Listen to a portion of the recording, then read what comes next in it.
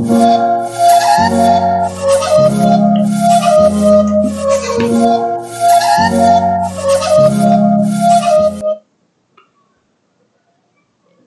hello guys, welcome to my channel Himachali Wisdom. So as we have already started the polity lectures, in the last video we have discussed about the legislative assembly at the center level, or we can say that we have discussed about the Lok Sabha and the Rajya Sabha, all the legislative administration of the Indian Parliament. लोक सभा राज्य सभा के functionality के बारे में हमने पढ़ा था।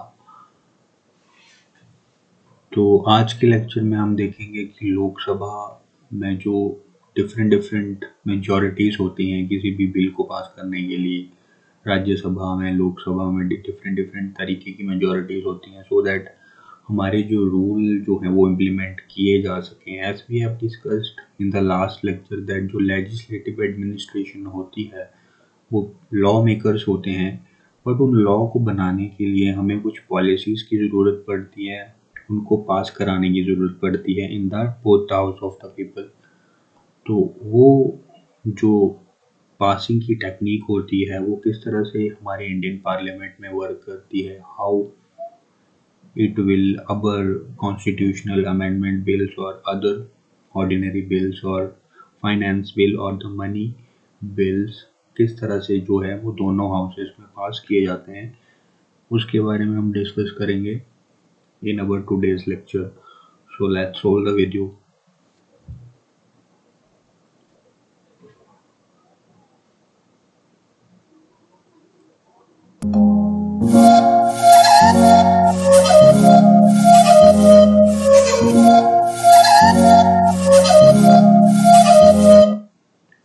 So today's topic is about the different type of the Indian majorities in the Parliament of India. किसी भी लॉ को बनाने के लिए हमको किस किस तरह की मेजॉरिटीज की ज़रूरत पड़ती है उनके बारे में हम देखेंगे। So let's start.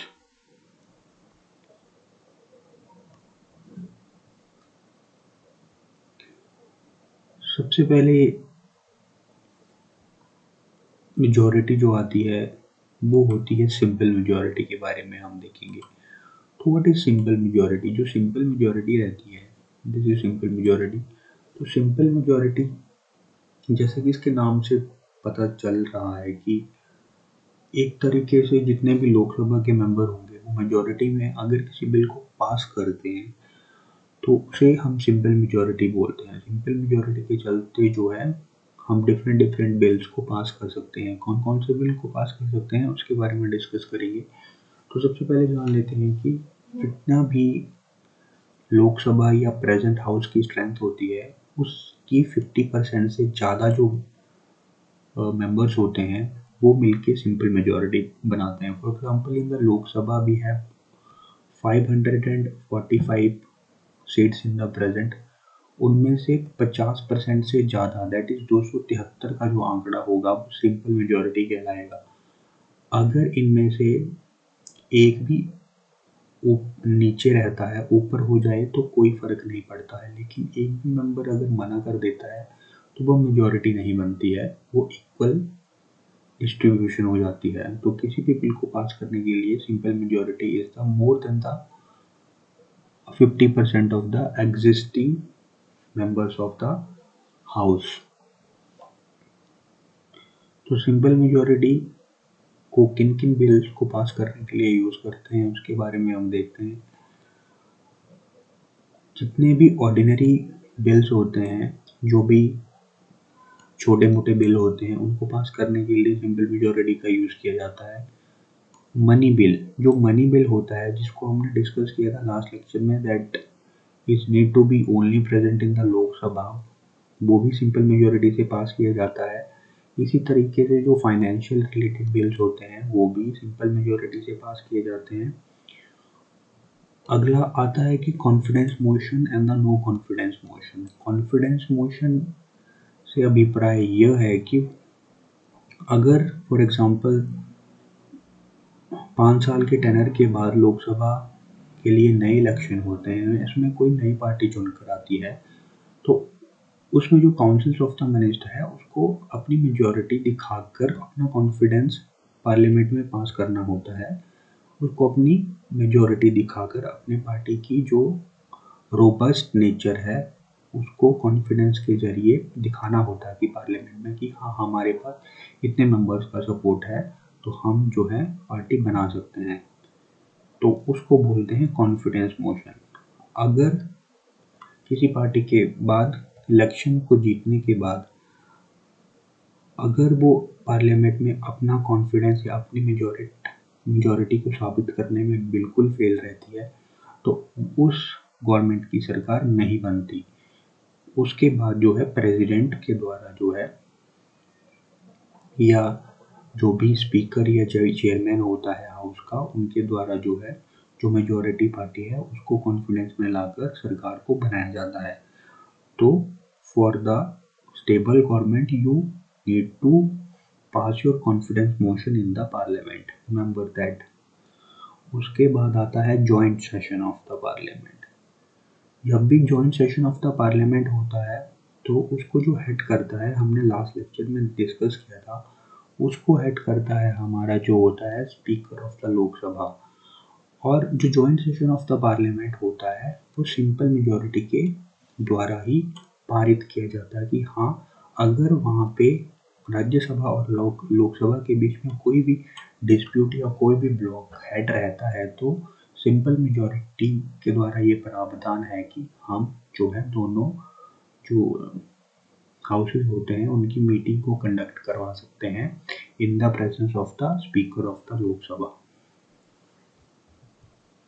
इसके बाद है जो स्पीकर होता है लोकसभा का, उसके इलेक्शन के लिए भी सिंपल मेजॉरिटी का यूज किया जाता है। तो ये थे कुछ पॉइंट सिंपल मेजॉरिटी के regarding.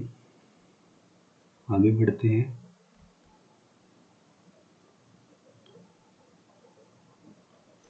Now we have the absolute majority. जो एब्सोल्यूट मेजॉरिटी होती है उसके बारे में देखते हैं।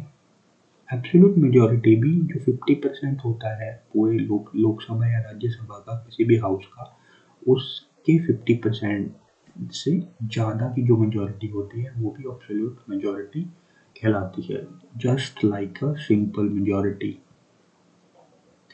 तो एब्सोल्यूट मेजॉरिटी जो होती है वो एक तरह से सिर्फ कॉन्फिडेंस जो कि सरकार बनाने के लिए, स्टेबल गवर्नमेंट को बनाने के लिए ज़रूरी होती है। तो जो एब्सोल्यूट मेजॉरिटी का आंकड़ा है अभी प्रेजेंटली वो है 273। 273 सीट्स होनी ही चाहिए, तभी आप जो है अपनी गवर्नमेंट, स्टेबल गवर्नमेंट, उस गवर्नमेंट को, प्रेजेंट गवर्नमेंट को स्टेबल गवर्नमेंट माना जाता है पार्लियामेंट में। अभी तक एब्सोल्यूट मेजॉरिटी को किसी भी बिल में यूज नहीं किया गया है। इसे सिर्फ केवल जो है स्टेबल गवर्नमेंट बनाने के लिए यूज किया जाता है एब्सोल्यूट मेजॉरिटी को। तो आप बोल सकते हो कि जो एब्सोल्यूट मेजॉरिटी होती है एक तरह से सिंपल मेजॉरिटी का पार्ट होता है, लेकिन एब्सोल्यूट मेजॉरिटी को स्पेशली जो है स्टेबल गवर्नमेंट बनाने के लिए यूज किया जाता है। Now let's move to the next one.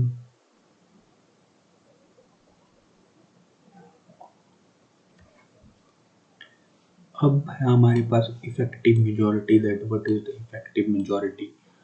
Effective majority से जैसा कि इसके नाम से पता लग रहा है कि 50%, more than 50% of the effective strength, meaning for example Lok Sabha की स्ट्रेंथ जो होती है किसी भी सेशन में, अगर लोकसभा का सेशन हो रहा हो वहाँ पे इफेक्टिव स्ट्रेंथ मानी जाएगी, जितनी भी टोटल स्ट्रेंथ होगी लोकसभा की उसमें से वैकेशंस, मतलब कि अगर लोकसभा में 545 मेंबर्स हैं और उसमें से जो है 5 सीट वेकेंट हैं और 540 ही प्रेजेंट है, तो 540 जो है वो इफेक्टिव मेजॉरिटी काउंट की जाएगी।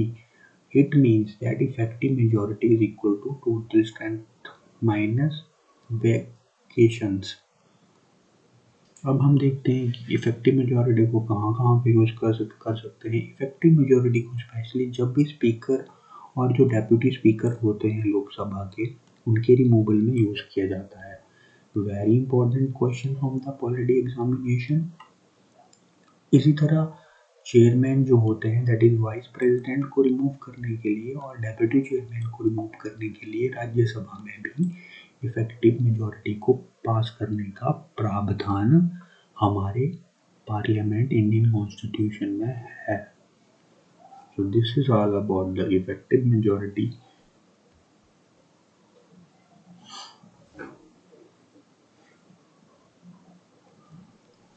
अब हम देखेंगे स्पेशल तरह की मेजॉरिटी के बारे में।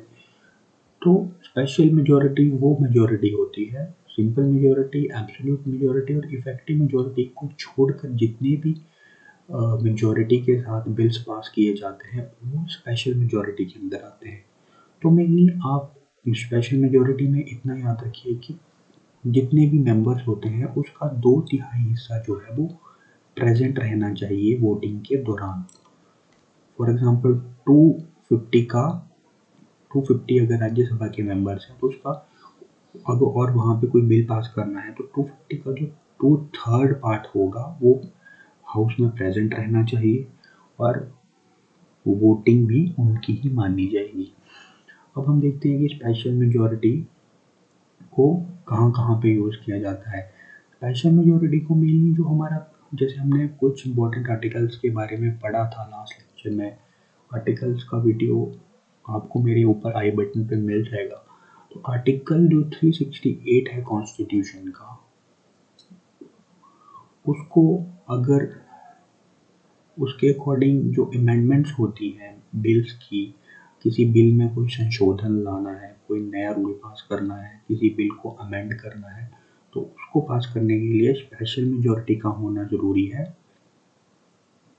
बट स्पेशल मेजॉरिटी तभी अमेंडमेंट पे काम करेगी जब उसके साथ एब्सोल्यूट मेजॉरिटी भी होगी। तो ये वर्ड इम्पोर्टेंट है, एब्सोल्यूट। एब्सोल्यूट मेजॉरिटी के बारे में हमने पढ़ रखा है कि स्टेबल गवर्नमेंट दैट इज जो कि 273 का आंकड़ा है वो भी होना चाहिए, और जो स्पेशल मेजॉरिटी का केस है that is 2/3 of the members of the present and voting, ये भी होना चाहिए। तो special majority plus absolute majority के साथ जो है किसी भी बिल को अमेंड किया जा सकता है। सिमिलरली जब भी हाई कोर्ट के जजेस, सुप्रीम कोर्ट के जजेस को रिमूव करना होता है तब भी स्पेशल मेजॉरिटी के साथ एब्सोल्यूट मेजॉरिटी चाहिए होती है। सिमिलरली अगर हमको controller and auditor general of India को, जो कि हाईएस्ट लॉ ऑफिसर होता है इंडिया का, उसके बारे में हम नेक्स्ट वीडियोस में देखेंगे, उनकी रिमूवल के लिए भी एब्सोल्यूट मेजॉरिटी चाहिए होती है।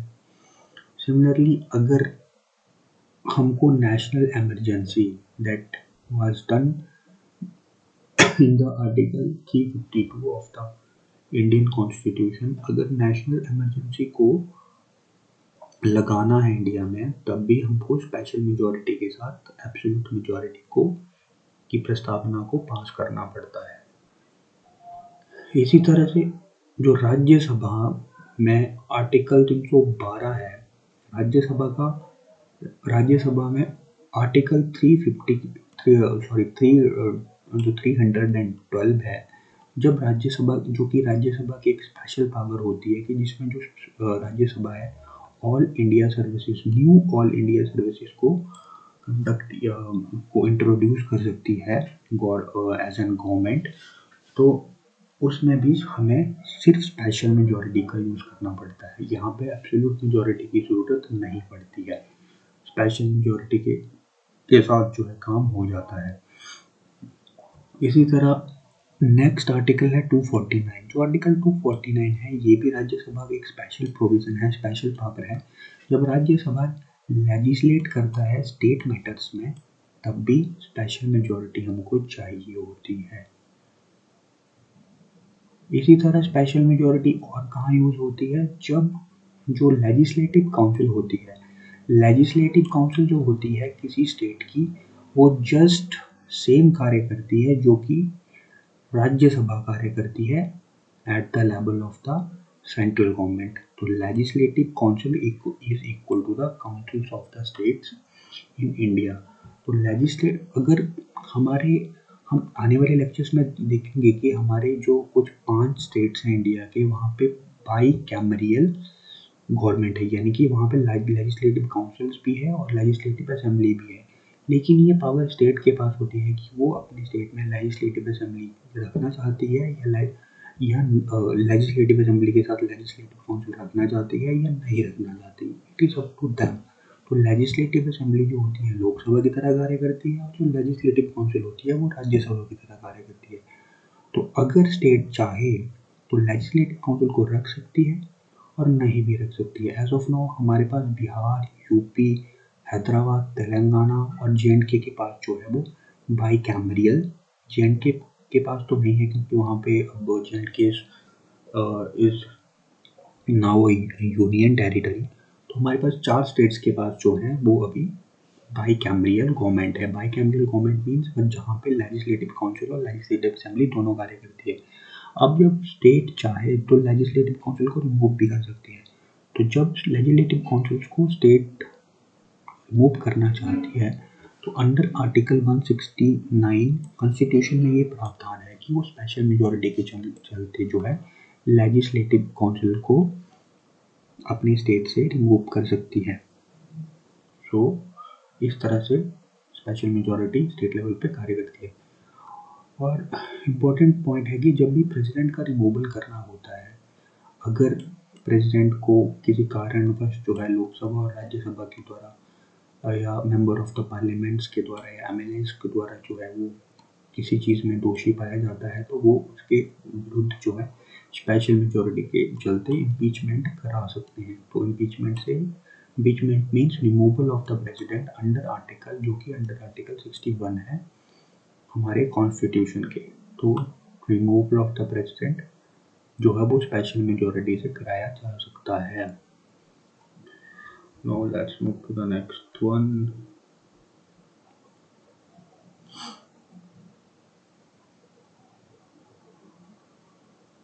Now we will look upon special majority with the ratification by the state. अब हम एक बहुत ही स्पेशल तरह की मेजोरिटी के बारे में पढ़ेंगे जो कि स्टेट के द्वारा पारित की जाती है। कब? जब अगर कोई अमेंडमेंट बिल्स ऐसा इस तरह का पास होता है जो कि हमारे जो फेडरल स्ट्रक्चर है हमारे नेशन का उसको अफेक्ट कर रहा है स्टेट लेवल पे या नेशनल लेवल पे। मतलब कि अगर कोई बिल जो है वो स्टेट लेवल में इस तरह का पारित करना होता है जो कि जो हमारा फेडरल स्ट्रक्चर है इंडियन गवर्नमेंट का उसको इफेक्ट करता है, तो उसको पास करने के लिए special majority with ratification by the state का यूज हम करते हैं। इसके बारे में जानते हैं। तो स्पेशल मेजोरिटी क्या केस तो इसमें रहेगा ही, that is 2/3 of the member of the president voting in the both houses at legislative councils and at council of the state और house of the people, that is house. Lok Sabha और राज्यसभा में भी special majority का पास होना ज़रूरी है, यानी कि उनके मेंबर्स का 2/3 होगा वो तो पास करेंगे ही। प्लस जिस स्टेट में ये अमेंडमेंट बिल जो है पारित करना होता है उस स्टेट की लेजिस्लेटिव असेंबली का जो हाफ होता है उस स्टेट की लेजिस्लेटिव असेंबली के हाफ की में जो मेजोरिटी होती है उसको बाय सिंपल मेजोरिटी के साथ पास करके रेटिफिकेशन की जाती है स्टेट की। आई होप आपको ये समझ में आया होगा। दैट इज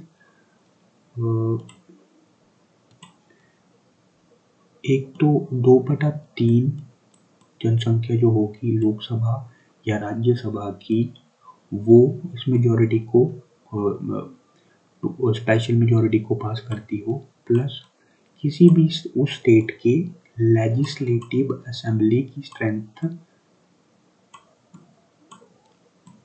का मोर देन 50% जो है वो सिंपल मेजोरिटी के चलते पास किया जाना चाहिए। तो इसको यूज करके जो है special majority with ratification by the state के चलते हम किसी भी बिल को अमेंड कर सकते हैं। कब? जब वो हमारे फेडरल स्ट्रक्चर को इफेक्ट कर रहा हो।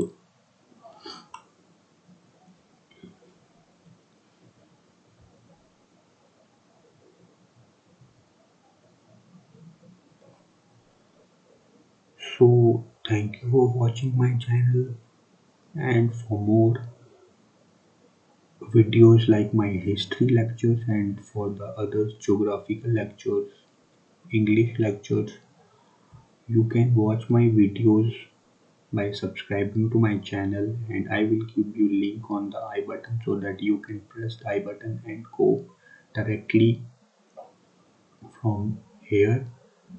And अगर आपको मेरे वीडियोस के रिगार्डिंग आप चाहते हो कि I will make some MCQs type of videos for you, then please do let me know in the comment section though, so that I can make a video for you.